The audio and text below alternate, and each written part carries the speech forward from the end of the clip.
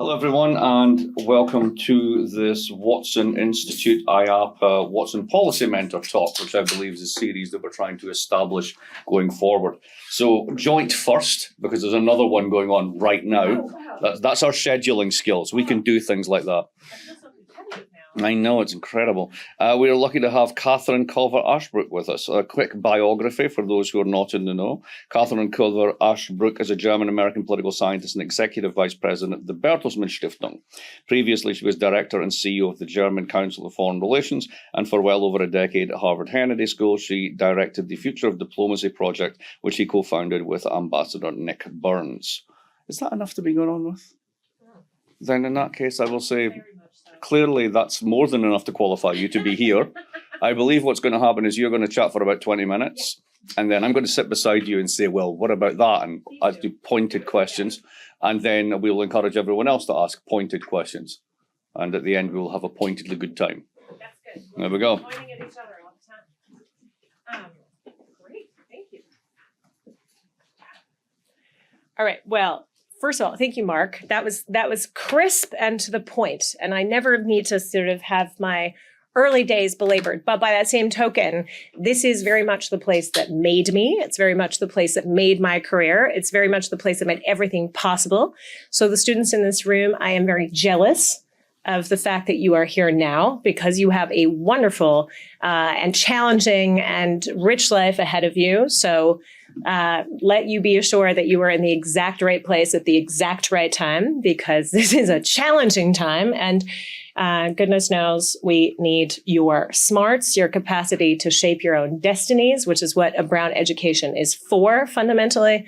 And I will be looking for you over the next couple of years to help me and all of us do that. So it is good to be home. Mark was kind, and I noticed that my good friend Toria Newland has had her year erased from her poster. I don't know why that's the case. Maybe we're all getting on in our vanity, but I am the proud class of 1999, which our then President Vartan Gregorian exclaimed at my convocation was the best class ever to be initiated into Brown University. I am sure that has changed. So I'm here now after what Harold Wilson rightly called, back then about the Sterling crisis in 1964, a long week in politics. When Mark and I agreed to think about the German economic model with you and the future of Europe in this moment of extreme pressures from China, and now a US election that went in a way that is unfortunate for the German economic model, we couldn't quite see the 5th of November all the way to the end. Because it is true that it was seismic for the transatlantic relationship in terms of its viewpoint from Berlin. So first of all, I was just saying to my good friend Danny Bahar, I got to sit for 9 hours on a couch in a television studio and comment on the US election results coming in, with the resonance that that had very early in the German morning. And I went to bed that morning thinking, okay, well, this is going to be dire, because I had also briefed every German ministry. I had briefed over half of the German parliament on the possible effects of a Trump administration on Germany's economy and Germany's, political situation. There we go, fixed it. That was going to be bad. I got 90 minutes of sleep. And on my way to Hamburg that evening, we got another piece of news. And that was that Christian Lindner, the finance minister, in this interesting coalition, progressive in many ways, which we call the traffic light coalition, the Green Party, the Social Democratic Party, and the Liberal Party, in sort of the sense of progressive economics, have been running the country since 2021. And Christian Lindner decided ultimately to blow up said coalition over exactly what we're going to talk about, the future of Germany's economic model. And at the same time, on that very day, the European Commission, which many of you know, the introduction of which follows a European Parliament election, which happened over the summer, and another long night in a television studio, in the middle of which the French president decided to blow up his own parliament. again, I keep having bad nights on TV, clearly. But also that resulted in the contraction of the political center in Europe.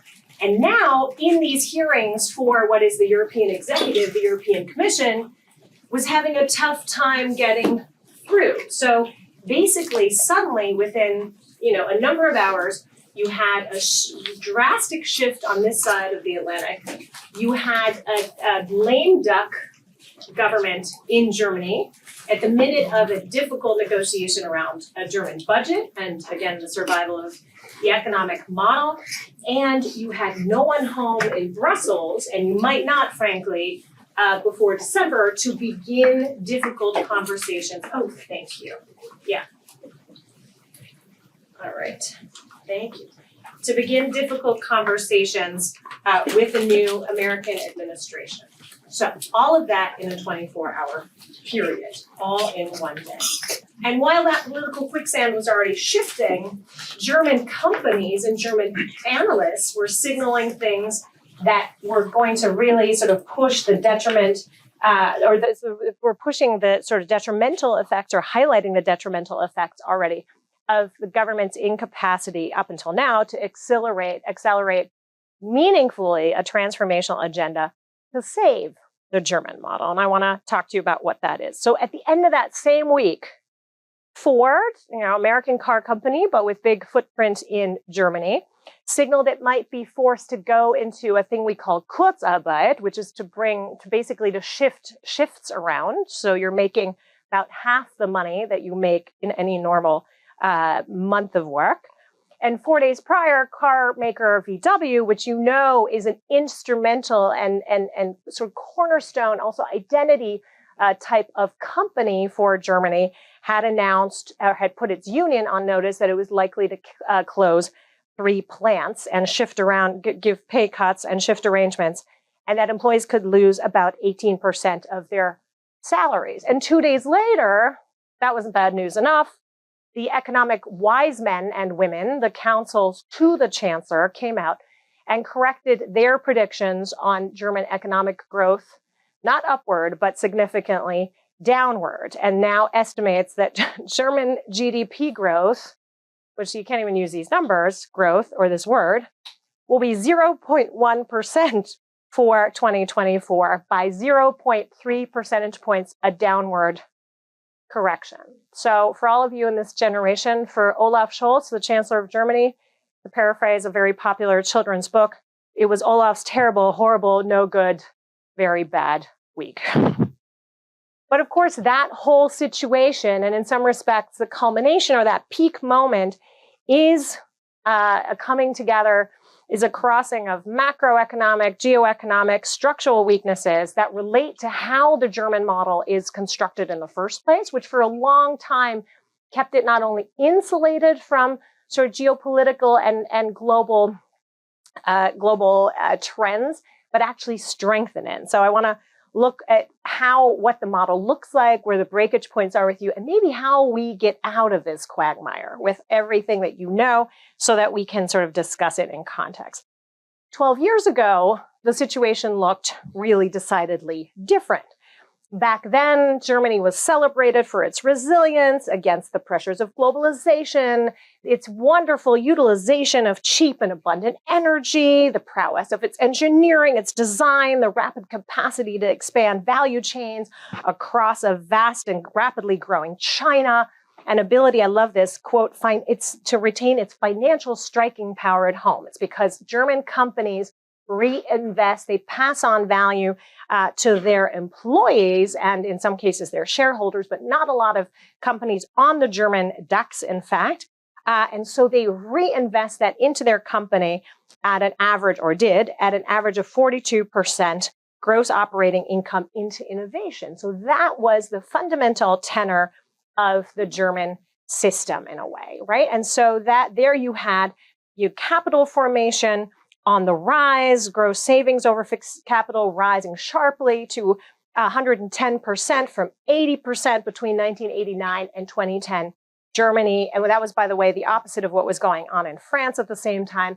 So Germany seemed to be winning, right? So this formula of a reduction of deficits, increased growth, reduction of external constraint, because the geopolitical environment seemed stable, and a stable economic scenario, despite the fact that there were already shifts very much. In 2004, when I was last living in Germany, a big book came out called The Methuselah Complot. And the idea was that the old age pensioners would sort of come back to try to claw back society from the young people.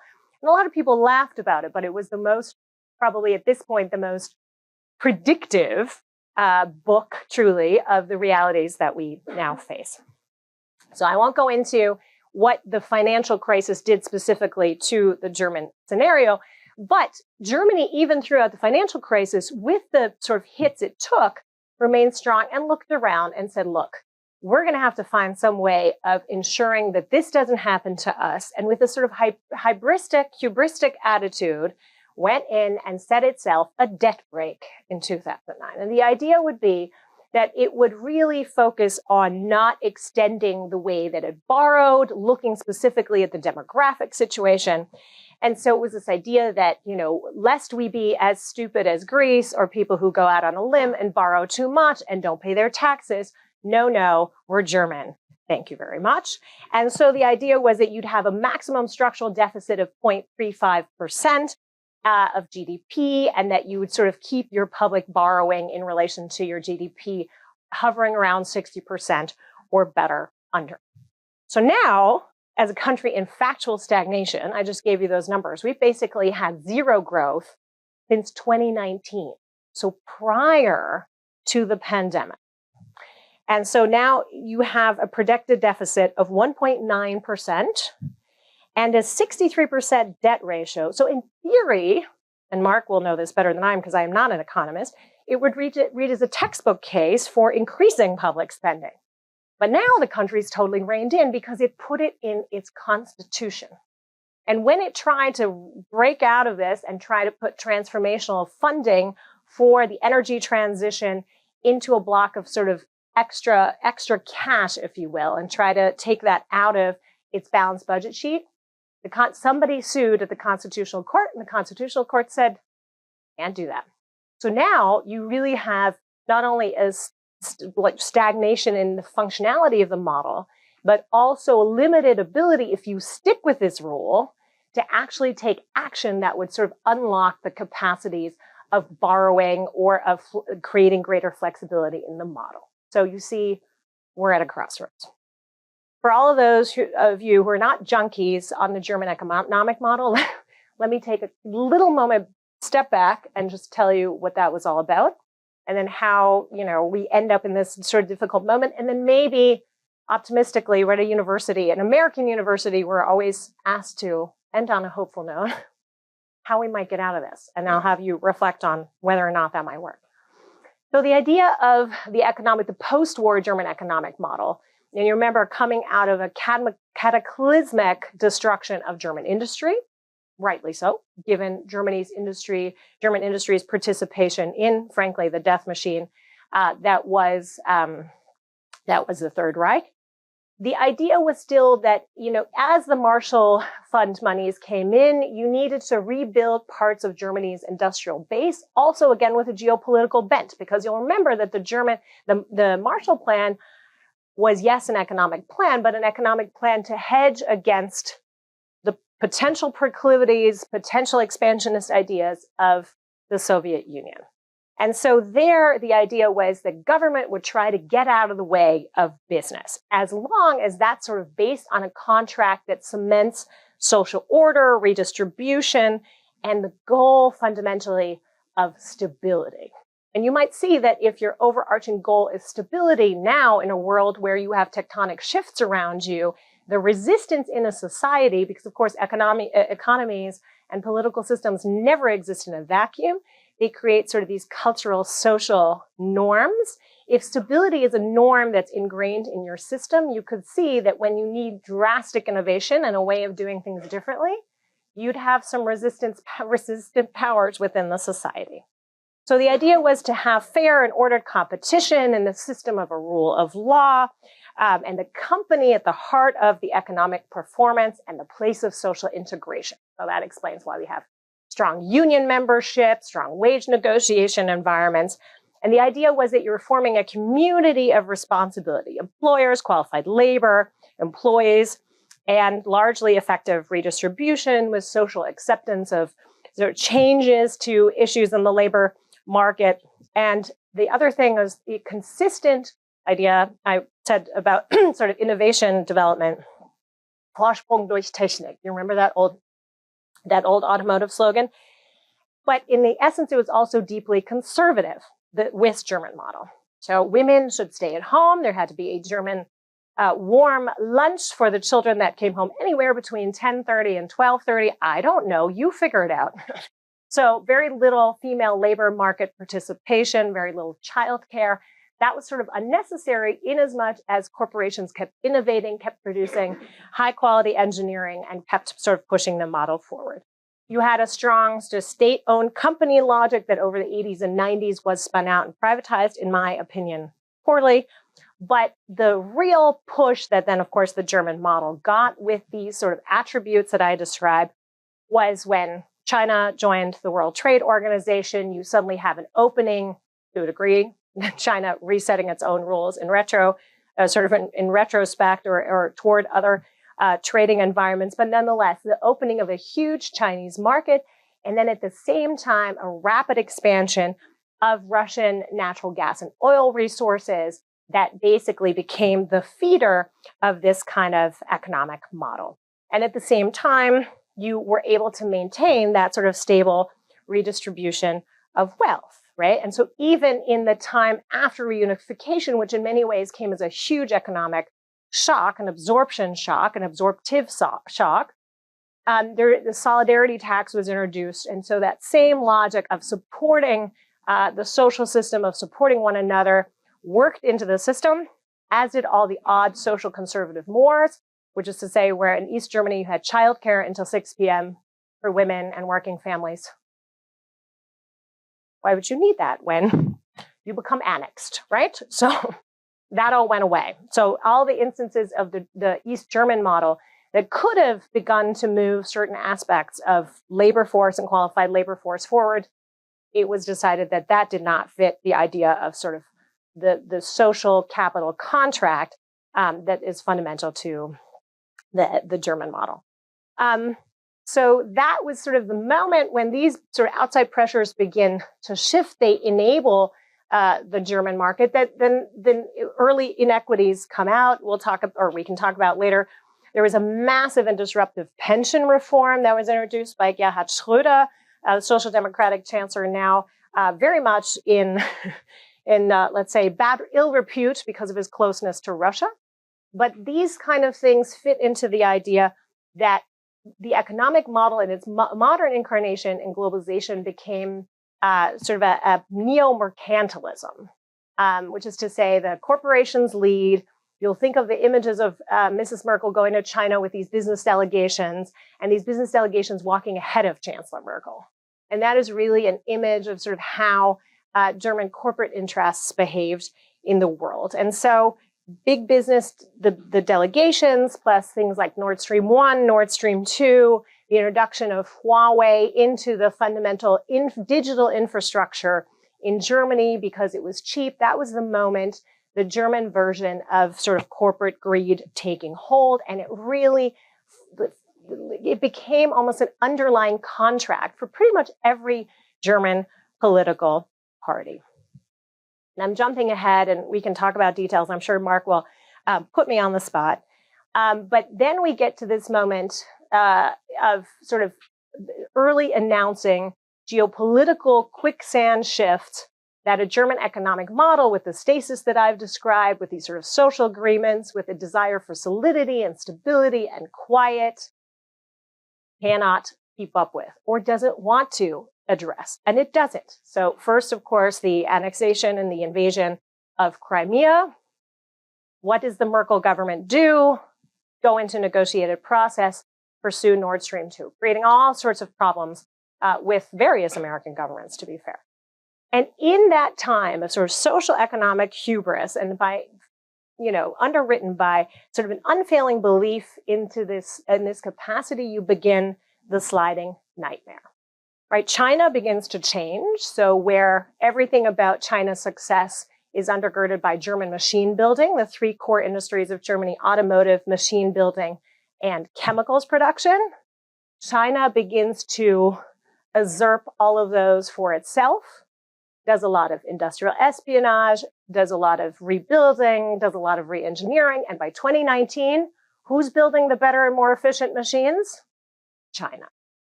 And so you see this flow in and out with some of the core industry piece. And the other component, of course, of the German model is that you have a strong base of SMEs, small and medium-sized enterprises, that undergird these three core industries.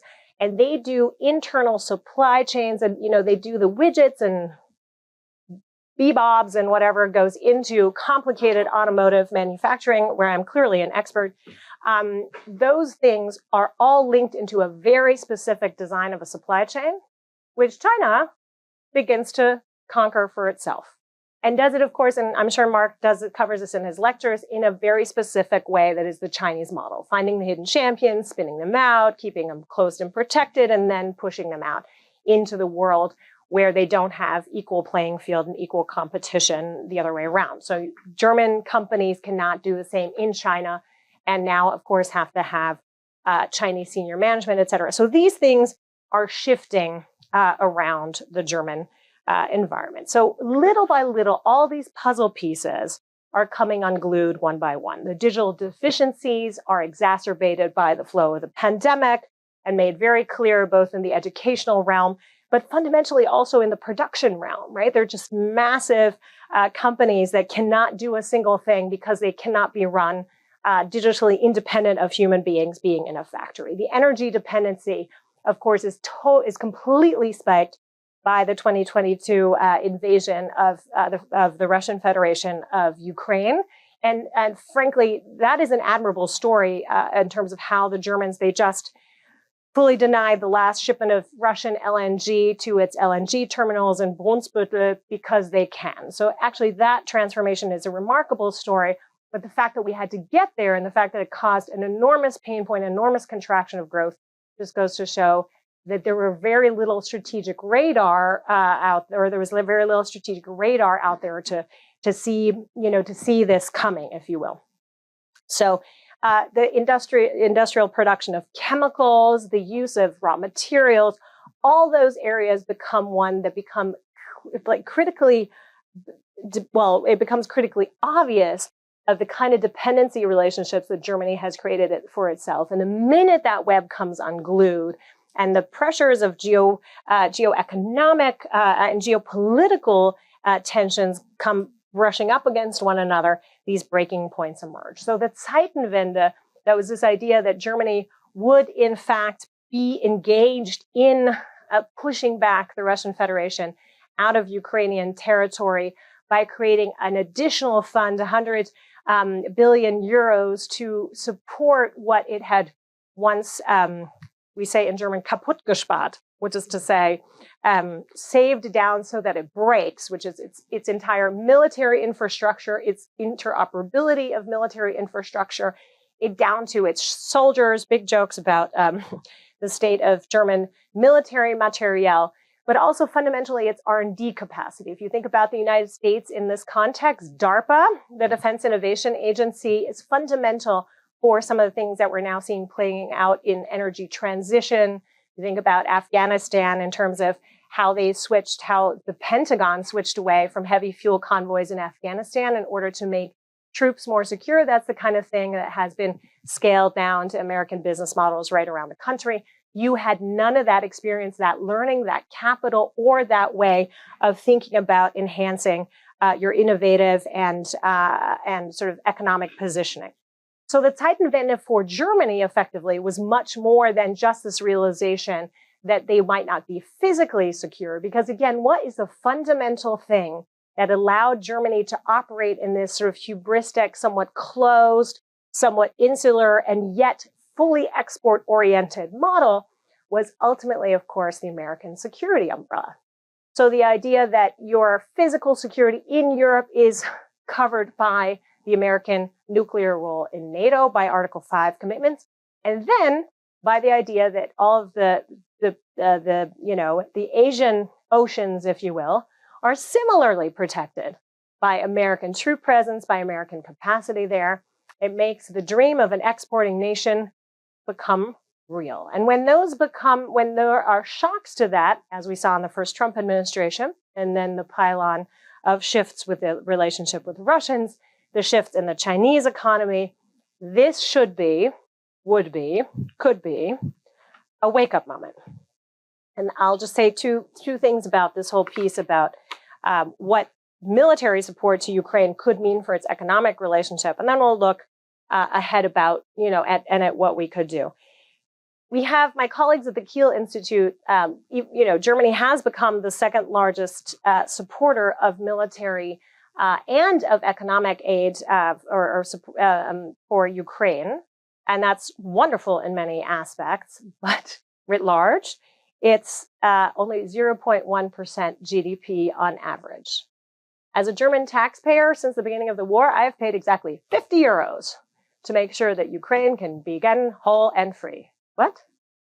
So where the Germans are learning a very painful lesson about something that in an American context, we all fully understand that freedom is in fact not free. It is most certainly not free when the largest power in this world, the largest military power, the largest economic power, the United States decides to withdraw from the arena. So that is already a very visceral shock moment. And frankly, the calculations also, when you look just at the contraction, again, the contractive impulses on the German economic model, if Germany stopped its aid to Ukraine tomorrow, you'd have a ricochet effect in the German economy that could amount to again, another sort of impact on the German economy over time, over the next 10 years, to another 1 to 2% contraction, which again, I'm already giving you the fact that we're effectively in zero or negative growth, because it would have to contribute more to NATO to achieve the security guarantees that have been promised as part of the 75th anniversary summit in Washington. And it would have to cope with an additional influx of refugees, which of course are completely in the offing, and the trade disruptions that would continue there from the loss of the partial investments in Ukraine and all the indirect costs and the loss effectiveness of Western deterrence. All of those would drag on the German economy just the same.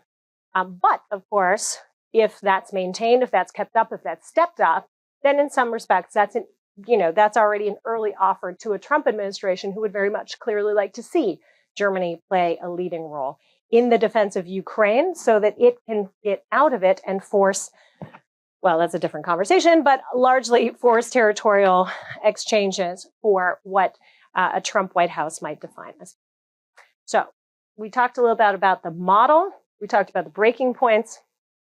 Let me say two or three things about the structural shortcomings and then give you an outlook.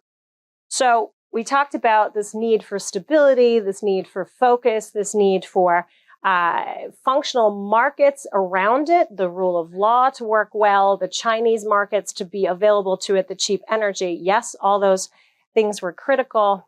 But what happened at home in the meantime, where action wasn't taken, is what's really sort of, it's making the bacon crackle at this point, right?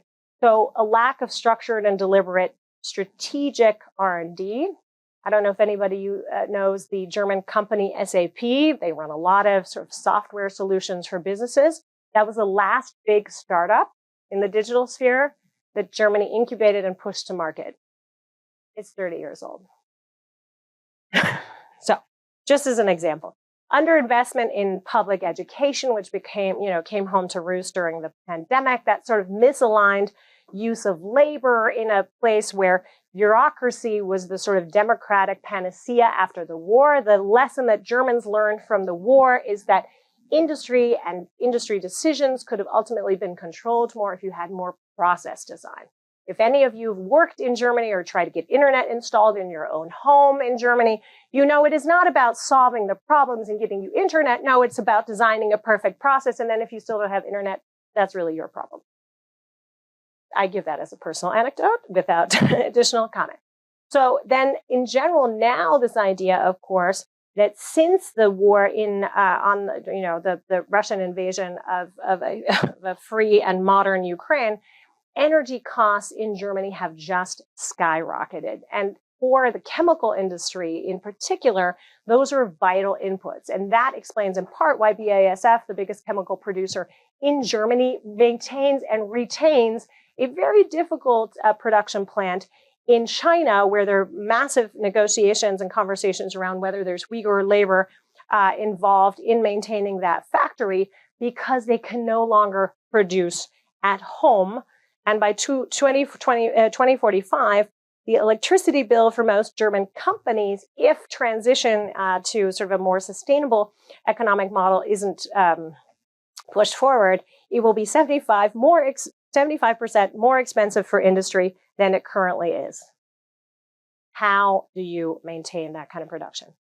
Labor shortage and skilled workers. So I talked about the demographic crisis that was already happening. Germany hasn't been operating on replacement rate since the 90s, effectively. And many of you, I wrote my college admissions essay about burning refugee homes in the late 90s, because I was so shocked to find that, racism and exclusion was still alive and well in a society, particularly West German society that has done so much work on its own history. Turns out that some of these demons are hard to vanquish. And I already talked about low female participation in the workforce. You have 78% of women, or 78% of labor participation of women is relatively high, but the majority of them are in part-time work. So that diminishes the tax base that they bring into that work. And that's not because women don't want to work. Oh no, it's because the childcare and sort of social integration aspects of bringing that into a functional sort of society, it's made nearly impossible by both the tax infrastructure and then also by sort of the childcare and sort of delineations that you had from this more conservative model from the 50s and 60s. So if you go to Berlin now, every second shop window has a help wanted sign in it, which is a very awkward and odd thing to see. Then, of course, infrastructure deficiencies. I don't know how many of you have been to Germany recently, but maybe you went for the Euro. Everybody missed all the football games because literally the trains didn't arrive on time. I keep joking my foundation is now based in the middle of the country, that my biography will be called 184 Minutes in Bielefeld.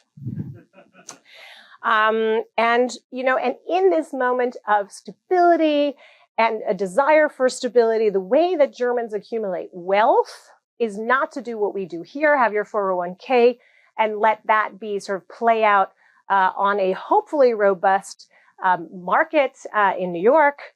No, the Germans save and they oversave. So this ability, that sort of idea of stability and security, they have most of their money in simple savings accounts. So if you do that, you're not investing into the kind of innovation, you're not encouraging private innovation, which you need particularly at this moment in time. And then I'm working predominantly now on economic security vulnerabilities.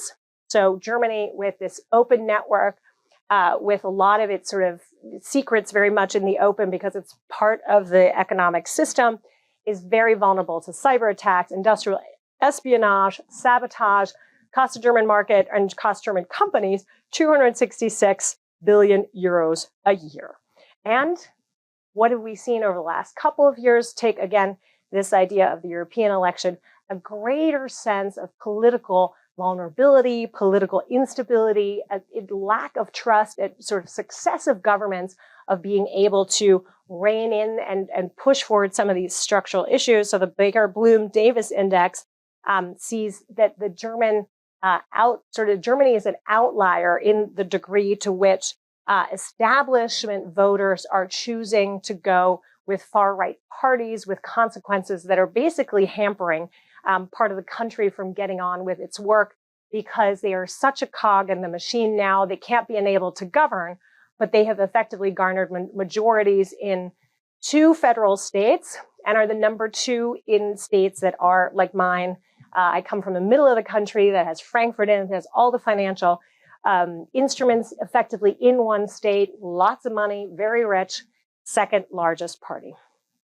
So what does all this add up to? You have a social, cultural, economic model that in its very basis is risk averse. It has a process delineation, has a fealty to process. It has bureaucracies that are full of lawyers that are fully charged to bring down risk and minimize risk and mitigate risk, and is completely segmented. So whether they got a lot of advice from me and others on how to deal with the Trump administration, they did not bring any of that knowledge together. And more recently, we found the country per se has an aversion to the use of technology in this day and age. Less than half of the 20 to 40-year-old participants in a McKinsey study from 3 months ago noted that they didn't think that technological advances had a positive impact on economics or society. Very different here, I would muster. And then more of half those participants weren't open to innovation themselves. So if you see this moment of volatility, political volatility, Germany's not going to have a government until April of next year, I would wager and bet all of you. Because we now have snap elections in February. We have a very short campaign cycle of just 60 days. But then because of the kind of system that we run, again, based on compromise and based on everybody getting along, it will take a couple of weeks to have a coalition that works. And so in order to bring something about that would begin to address the combination of these structural challenges, shifts here, I haven't even talked about the kind of tariff policy that a Donald Trump wants to, it's his favorite word in the dictionary, wants to put in place, but could easily cost German economic productivity 15% from the get-go. So the push from the United States, the overwhelming need for China, if it has 60% tariffs put on itself, to put a lot of Chinese product into a European market that will have insufficient ways of defending itself, at least because you have to have all members of the European Union play along, which already on EV sanctions and EV tariffs, the Germans are not for different reasons. So you're looking at a very volatile environment in which Germany would have to, quote unquote, get it together. Can it turn the ship around? Maybe. There's a sort of conservative version of it, there's a European version of it, and then there's a slightly more radical version of it. The conservative version is the wise men and women on the Economic Council. They say, okay, well, what we need to do is we need to dance around the debt brake and create sort of new sort of pockets of investment by taking that out of the regular budget cycle and then pumping that kind of money into loans that the government can distribute into flexible payments to digitize the financial system, allow fintech and big tech to develop different funding models, pull in greater private monies into innovation, and and find new sources of income, all while you're staying on the decarbonization track. Great advice, socially unlikely. There's the European agenda. That's the Mario Draghi report for all of you econ nerds. You sat down the minute that came out. I'm sure Danny was right there, page 382, just taking it all in. Mario Draghi, the former premier of Italy, wrote 400 pages on how you might do this in the European context so that you exert pressure, particularly on economies like Germany. So there the idea would be collectively borrow money, refinance collective burden, if you will, so that you can push on closing the innovation gap of the United States and harmonize decarbonization processes. You really embrace sort of a new economic paradigm of a joint European model so that you're creating greater responsibility and burden sharing on defense investment, using that to do innovation creation and scaling, bringing procurement home, getting Europeans to buy European defense industrial products at home and begin to spend more on R&D and continue a decarbonization at scale, which, by the way, the Germans are more ambitious than the European level, but make sure that clean tech, biotech, quantum is something that Europe can actually do and commercialize, which, by the way, massive problem in the European context. And then there's the plan that I like the most and is going to take the most work from people like us who are foundations, who are NGOs, who are partially responsible to bring together that new type of social consensus, which is really transforming some of Germany's core industries so that you increase productivity.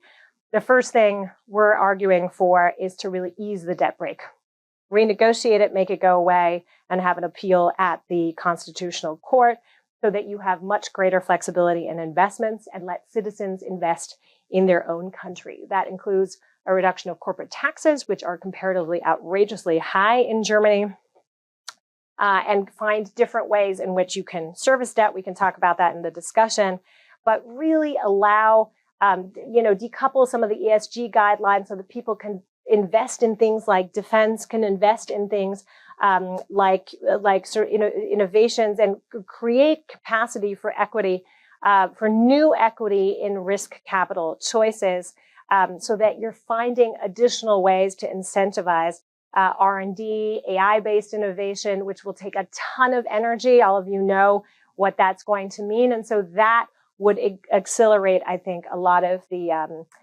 sort of the innovative capacities in the energy transition piece. We've got to make work more attractive by giving women and parents greater flexibility in the labor market and allowing them to run the show as opposed to the state to run the show. I've explained why. Reduce, and this is, I think, these are opportunities for the transatlantic relationship, even under Donald Trump, supply chain dependencies on countries that have systems with other geopolitically nefarious ambitions for the European Union, even though, of course, Donald Trump would sooner like to instrumentalize and split the EU down the middle, page 188 of the Project 2025, which all of you read so diligently. And that is a way forward on raw materials, I think on steel, on aluminum, where deals could begin to be pitched at a Trump White House in a way that he might just accept it. And all of that, of course, has to happen against a backdrop of better public infrastructure. We talked about energy, schools, and the main thing in Germany is you've got to get out of the risk aversion and the bureaucratic control that has crippled the way that Germany makes decisions. Is it going to be able to do it endemically, given all the challenges I mapped out, given the fact that we will not have a government in April? My friend Amanda Sloat, who used to run European affairs at the NSC, asked at a conference in Berlin Thursday. She said, well, how many people in this room think the Draghi report's going to get implemented? 450 people in the room, all foreign policy folks. Not a single hand went up.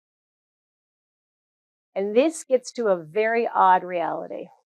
Whether or not the German economic model survives, whether or not the biggest peace project in the European Union survives, is oddly, sadly, the choice, if you will, of the United States and China, unless the Europeans wake up to the urgency and the pain in the change that it will cause to its core elements of being.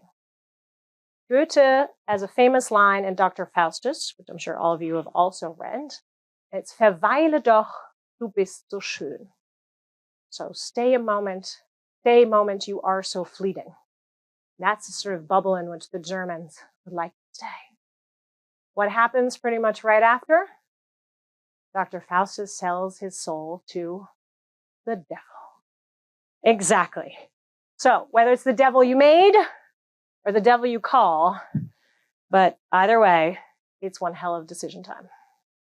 So, thanks very much.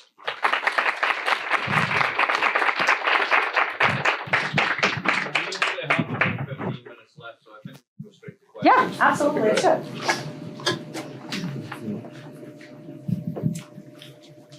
Nick, kick us off. Thanks so much for a terrific overview and many dimensions of the German predicament. Now, I of course agree strongly that things are kind of a big mess, and that debt brake has been central, though by no means the only source of the problem. My quick question is, in your presentation, it does sound like you see many aspects of the U.S. economy as more agile, more ability to look forward, more able to invest in risk-friendly efforts as the answer. And I guess among political economists and comparativists, there's sort of a split between people who think the US is the answer and people who think Denmark is the answer, with very high female labor force participation, also a consensual also part-time, system. by the way, but yeah. And slower, more incremental innovation, but still hugely successful in many industries. So my question is, are there any elements of the Danish model that appear attractive to you? And thanks again. Well, I think that's a great question. Thank you, Nick. I mean, there's a lot of things. First of all, Nina Tannenwald is here, who was my thesis advisor, and Nina knows that I'm big on gender equity issues. And so I think the first thing is to have real gender equity. So while you still have you have a lot of female participation is only part-time in Denmark, there's a much greater uptake of things and Germany has parental leave for both parents on paper, but the social cultural surround is such that there's much less social acceptance. By the way, this also has something to do with how tertiary education works in Germany, right? We introduced a master's system after 2010. Nobody thinks that a bachelor degree is a full degree. So it forces people into master's degrees right away. It delays early participation in the workforce. Those kind of things don't exist in the same way in Denmark. There's a whole different construction and we always ask ourselves in schools of public policy, not least the Harvard Kennedy School, are we asking the right question? So I wrote a paper now 10 or 15 years ago that looks at precisely labor force participation of women by saying you've got to figure out how to send all elementary school kids home at the same time and not at different hours, because it makes labor force participation for at least one parent near impossible. So, is it just making women's choices better or starting somewhere else in the cycle?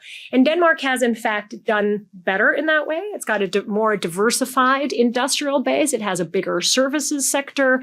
And of course, it has had special relationships, special status on the European end with a number of different things, with exemptions on the defense piece. So made its own sort of defense decisions. Had very, by the way, innovative, including Secretaries General of NATO with Anders Fogh Rasmussen, people who saw a need to keep an agile and functional defense force over time as a way to include the kind of innovative energies that I've talked about. So you're doing different kind of trade-offs. I do think, what Germany doesn't have is it has a fair amount of industrial intervention, and including the subsidies for some of the semiconductor companies that, by the way, are now not happening with Intel and others, whole other thing on redistribution of funds. So it has industrial intervention policies, but not ones that are strategically coordinated or would amount to something that then can have an impact like the Chips and Science Act or the IRA. So it doesn't start with a strategic overview of, either homegrown champions or how you might, in part because that would violate certain provisions in the EU. Which is a whole other thing, which is why the Draghi report is useful, but also because that clashes with this idea that sort of corporations take the lead and they will know, this sort of non-interventionism. So the point that I was trying to make is a lot of these sort of cultural socioeconomic things that are ingrained that for a long time were successful are now, so it goes beyond just the functionality of an economic model. You're asking fundamental things of a society that, its main lesson after World War II was no risk. And that, in this kind of a situation, the fact that sandboxing seems to be the great new innovation in Germany, that you would create sort of safe spaces where innovation can happen. I mean, that's an idea that's, I don't know, so 1982 to me. It's, it's painful, but that's how gradual, you're moving a society along. And that's why my worry remains high. And those are things that if you have a smaller consensus-based economy where constraints work differently and overall you have a more nimble construction in terms of industrial base like Denmark, you're better off. So I want to go to the female labor force participation issue to make a bigger point to see how you feel about this, because I think it might be worse than you let on for one specific reason. The female labour force participation rate in Germany isn't a bug, it's a feature. And it's specifically designed, I've got a PhD student who works on this, to basically drag down unit labour costs. That's also true. Right. So with your entire, what you alluded to, you didn't quite join the dots at the end, is this is the export Weltmeister. All they ever do is exports, which is utterly contingent upon importing someone else's demand. Course. And the rest of the world has decided we're not going to do that China anymore. does, yeah, exactly. Right. We can do it better, cheaper at home. Whether you look at female participation rates, it's not actually, I mean, it is a social welfare problem, it is an inclusion problem, but it's fundamentally part of a business model that says reduce unit labour costs. And they thrive on an undervalued exchange rate, which is why they're quite happy to stay in the euro rather than ever eject themselves from it, right? And all of those things are optimized. Global supply chains, they don't have them. They're all optimized through Eastern Europe. Those countries are very much vulnerable to the shock as well. So you built a continent-wide vulnerability that Germany is kind of responsible for. Exactly. But they have, it's not just the capacity to deal with it, as you also pointed out, it's the leadership. They don't know how to think outside this model. So Draghi might have an option, you might have an option. When I think of German politics, I think of you'll know exactly what this is. Stasis, the Merkel-Raute. So, you know, how do you get them to think outside the box, even by this much? Well, I mean, a couple of things. I mean, you know, as I hopefully mapped out, you know, the devil's come calling because, you know, there was this great unwillingness to accept a Trump victory as a reality. And so I think those shocks, you know, the shocks of I mean, you have tariffs now, but they're like, you know, 2 to 3%. You're talking, you know, that magnified by 10%. And then it won't be solved by, you know, counter tariffs on whiskey and Harley Davidson. That's just not how it's going to work. And by the same time, I mean, you know, you raise that too. China is going to look at this in some ways as an opportunity because all the cheap widgets and trinkets and doodads that you would otherwise find at Costco that now you're going to pay 60% more for. And we're already, you know, the Chinese are pushing on oversupply to sustain their specific internal social cultural model. That's all going to end up on a European market unless, you know, again, so there's a sort of a lot more state interventionism that's potentially, or European interventionism that's potentially in the offing, which is an anathema to the sort of system of you know, this sort of divided control by corporates where they lead the decision making. And so again, that's why the social cultural piece is an important one, because you're absolutely right. The rational thing to do would, you know, it's all on, everybody's writing about it. McKinsey, BCG, it's all there. But part of it is to begin to bring more actively corporations into that model where they begin to not only see the rationale, but begin to have sort of allowance within that rationale to begin to experiment, if you will. And I very much think that has to happen in the European context, because if you have a greater umbrella, you have a potentially better comparative modeling, and then you're also doing things where the risk is spread over more. I mean, this is, you know, a banal way to say this, but the risk is spread over more heads. There's more, you know, then I think you can begin to, and there are incredibly interesting things in the biotech and pharma space. But I mean, you know, Germany lost BioNTech because it couldn't move to mass, you know, production, mass commercialization. All those things and you've got to begin to tell a story of opportunity again, because the other thing that the Germans are excellent at, which gets to the Raute, I do more sort of sitting on your hands when I talk about this, is that the Germans can be extremely down in the mouth about all these things. And so meckern is the German word for complaining. And so we're really great. You know, maybe it's because we basically have 6 months of just gray between now and March. But maybe it's like the country has seasonal affective disorder. Maybe that's the problem, Mark. Maybe that's the next paper we need to write. But the point of the matter is that is also a social attitude. And so it begins there. So which is to say foundations, NGOs, by the way, family businesses, a huge amount of German wealth is held by family businesses, which were the great profiteers after World War II. That's where sort of the model changing and experimentation has to happen. That's beginning. I'm one of my friends is the head of the sort of family company NGO or Stiftung. And that's where they're wanting to experiment. But, there's another German expression that's like, tu Gutes und rede darüber. And so that's part of it. So I'm meeting next week with the governor of Baden-Württemberg, which is home to Mercedes and Trumpf, which is sort of a multi-widget metal company. And, those are the kind of messengers. So, in fact, I said to Jake Sullivan, who I saw a couple weeks ago when Joe Biden had his last state visit to Germany, I said, look, Jake, I think it's really smart that in making the long-range missile or having the long-range missile discussion, you're saying that you're not afraid of the nuclear shocks.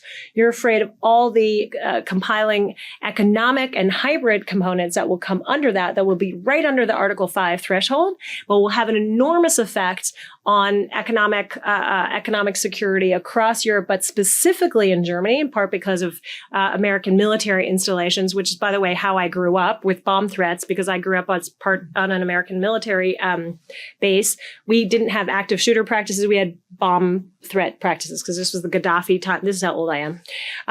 This was the 80s. And so those things are real. And I think if you begin to have SMEs speak more distinctly, about those kind of threats and connect them with the kind of geopolitical and geoeconomic debates, that we be part and parcel of this election campaign, that's one way to begin to change the narrative.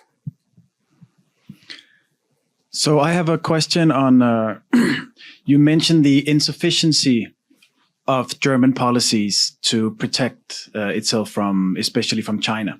So I wonder if you think there are potentially conflicting interests between German big businesses and German citizens and their need for the economy to grow. For example, as seen in the approach to tariffs. Yeah. Big German businesses don't want it because that leaves the Chinese operations that are hugely profitable very vulnerable for retaliations. Yeah. And the German citizens might want that. So even if German companies are not globally competitive, at least they can grow through the European market. Do you think there are conflicting interests there? Well, I think what's going to happen also with the U.S. piece, by the way, is, when it comes to the things that Germany is still manufacturing, despite the fact that, the Chinese have now garnered the solar panel market and so much of the renewable technology, certain political decisions are going to force industries to come back home. And when they do, this is this whole Standortsicherungsdebate, there will be opportunities for again, the German labor market, but this is my whole point. It will exist through force. So, you would think in a rational actor model that in a German context, you'd like to get ahead of that. And you'd make companies like BASF your ally because what this gets to is fundamentally how are German companies really thinking about de-risking? Because there are a fair amount of German companies who've done their balance sheet and they've said, you know what? If we have to decouple, we'll eat that. But it will have, exactly like I said, immediate decoupling, which might happen, of course, if, the Chinese are broadcasting documentary films about what the invasion of Taiwan would look like. And they're, October 14th was the last big military exercise right in the, Taiwanese Strait. That'll be harsh and painful, and it will continue to impact, the resilience of both the German pension system and the German labor force. But right now, unless unless German enterprise and a new German government take this new task to fundamentally work together on these issues seriously and start doing this now, they're going to have come up with some interim piece. Scholz had an industry meeting 2 days ago, which left a lot of businesses very frustrated. I just did a panel with the head of the Automotive Association. but they've got to get to some sort of implementation now, because exactly what you're describing are breaking points that will be forced on Germany from the outside and will have really cataclysmic effects. What I mapped out is like you have a super slim window of opportunity to turn this around. But if you drag this out any further, those could be the realities. Absolutely.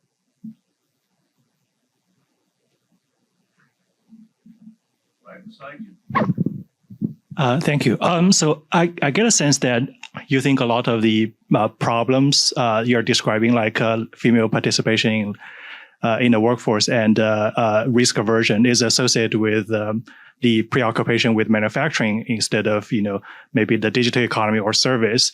And I guess, one question that I have is that, if you look at, successful cases of having that transition, like if you compare that to the US also had the issue of, not, taking care of the old manufacturing, working Japan population. had a whole different solution to this too. Yeah. Yeah. So I guess my question is, how do you think, Germany should, approach that issue, like, helping the labor force transition to a more diverse economy? Well, the first thing would be to start early, and that's sort of rethinking how you do primary and secondary education in Germany. Not unlike here it's done by school district, there it's done, on a federal system with sort of overall standards. But it still remains a non-digital, non-future focused environment. There are decisions that were taken here with an over-focus on STEM, to which us social scientists would say, what are we, spoiled milk? But those are decisions that people are taking with respect to really priming certain components that are the inputs of that system.